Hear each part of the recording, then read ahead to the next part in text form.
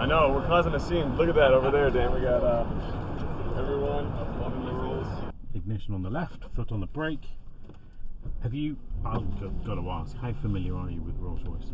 Very familiar. I was in a Ghost last night. Ah, there you go. High definition screen. Perfect. You've got a new camera system here, which is your helicopter view camera, which is absolutely amazing. Yeah, it is actually incredible. It's yeah, it's like, how do they do that? It's very fascinating. It's quite easy. You've got 5 cameras and they stitch the images together and put this icon here. So wow.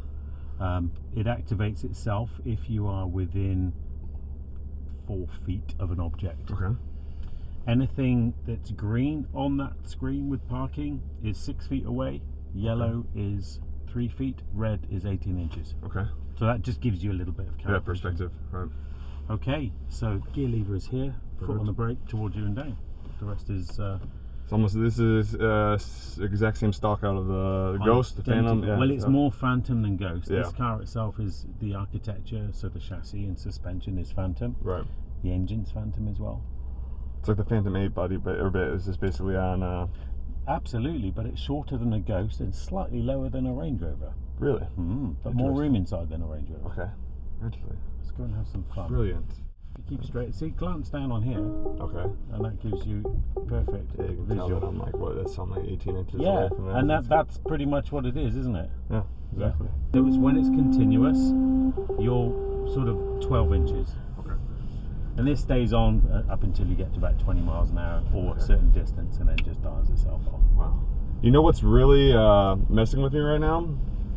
The Spirit of Ecstasy, I know it's the same height, but the fact that the hood's so much higher up, it's very present. It's very present right there in front of your eyes. Is you that know? predominant feature? If you want to, you can raise, ask yeah, to absolutely. and go to I do. sleep with it. I love doing that whenever I'm parked at a stoplight.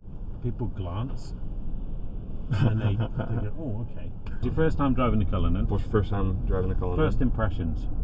It's smooth, very smooth. Very smooth. Because New York streets are not forgiving. I can tell you that much. No, and, they're right up there with Milan, I think. That's probably the closest I've seen. We have some horrible potholes once you get out on the. Yeah, I saw those. It's rough. I do full-time accounting and finance is my main career profession, but I also have social media as well, YouTube and Instagram, and predominantly automotive or 100% automotive. Getting a little bit more into the lifestyle, like watches and fashion, but mainly cars. The biggest question we get asked is why. Why did Rolls Royce make it? It's quite simple. We made it because the customers asked us to. This car has been 8 years in development. Wow. But not you were ahead of the game before. Well, we're not reacting to the spike in the SUV market, because if we were, we would have made it 3 or 4 years ago. Right. So look at people's reaction. People are blown away. We do a little bit of a test sometimes at pedestrian crossings, and then we lower the Spirit of Ecstasy and measure the level of reaction and how it changes. So we've got a shortcut. The shortcut. We've done shortcut on there. So people glance and they go, oh, okay. Because it's based on current Phantom Series 8, we started engineering that 14 years ago. So we took Phantom 7 and re-engineered it. BMW X6. When they put that on the market, everyone went, what? Coupe SUV, you're raving mad. But they found a slot in the market and gambled and produced a car that didn't exist. A lot of customers, not Rolls Royce customers, but a lot of the members of the public said, are you positively mad making a Rolls Royce SUV? And we said, well, actually no, we're just reacting and building a car that our customers have asked to build. Right. And like, Sam Lee, who's asked us to build a bespoke coach-built car. So we built a Sweptail. Not everyone has a spare $14 million, but that's what he invested into that project. Right. Wow. So there we go. Here we are beside the Range Rover, full-size Range Rover. Ours is slightly lower than his, so it's a little bit I do feel like a little bit. You can see it. I think he's interested. Thank you. You could be yours. How much? what's the MSRP? This, yeah. This particular one is, I think, at about 430. They're getting the spec sheet. Brand new. Hasn't come out yet. Oh yeah. Not yet. Thank you. No. I'll get me in that video, man. That was funny. I think the Range Rover customers approve. We fall into super luxury. We don't call ourselves super luxury. The automotive industry did. SSUV, right? Yeah. I'll share you on that video. But I said basically, it's just hard for someone to hate on this car. I mean, you can't get mad at someone. I was out in a 458 Spider the other day. Wasn't even doing anything. All I did was just like a downshift coming up to a light. Someone yelled at me and said like slow down, sure. I'm a what? That was amazing. Call me you downshift and it's a loud exhaust. People will say like, Yeah. people just think, but yeah, I mean, if we were driving this, we stop in the road, people don't say anything, you know, they're amazed. This car's pretty effortless. even you start to feel how good the rear steer is, even on these tight corners, Yeah. because you know that 3 degrees of movement just makes such a difference. It changes the physics of how a car changes direction in a corner.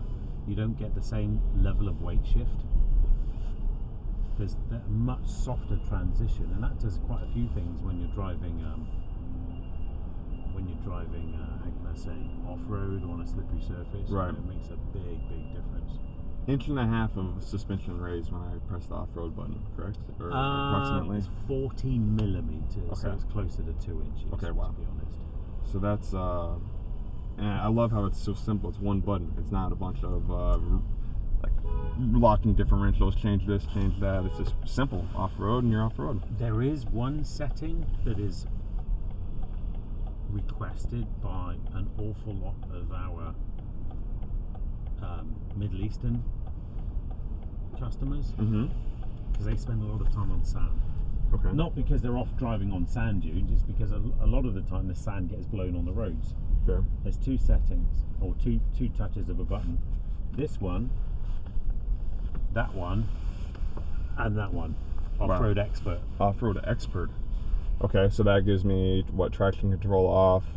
That gives you effectively electronic locking differential front and rear, 50-50 torque and power distribution, locks the car into second gear, recalibrates the accelerator pedal to give you a much softer, more progressive, because if your foot is suspended over rough terrain, it occasionally might bounce, so you don't want the kangarooing effect of a car. So when you squeeze, if you just touch the throttle now, you'll notice there's a much longer travel when you pull away. But also the suspension, a lot of the literature says the suspension becomes stiffer. It doesn't. It becomes, you feel that accelerator pedal. Yeah. It becomes faster.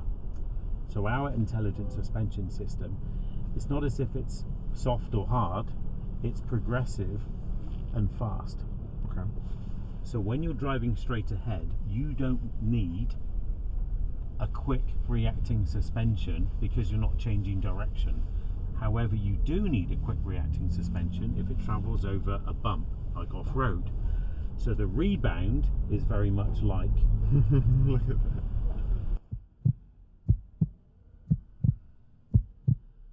The rebound is Phantom-esque, Right. but the push-down is like a black badge. Interesting. So it has the best of both worlds. It gives the driver the impression it's got stiffer, but it's not. Some people are just really happy to just leave it in its standard format. There's nowhere around New York where you would need to increase the ride height unless you've got an extremely steep garage entrance somewhere and you need that extra height because the wheelbase is quite long and you don't want to catch the middle of the car. That's more apparent if you have a Ghost, Wraith or Dawn, where the cars are actually not that low, but because of the length of the wheelbase, you could expose the underneath to some of the garage entrances. We find that weirdly more in California. California seems to have some incredibly steep entries to their garages.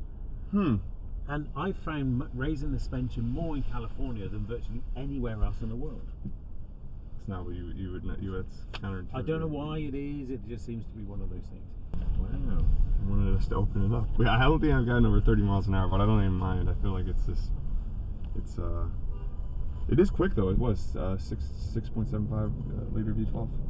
Yeah, I mean 0 to 60 in a shade under 5 seconds. Which is this car's what, 5,900 pounds around there? Yeah. So from that's quick. stationary, that's very quick. Extremely quick. When you're doing 40 onwards, that's when it really gets going. That's when very, very few cars stay with you.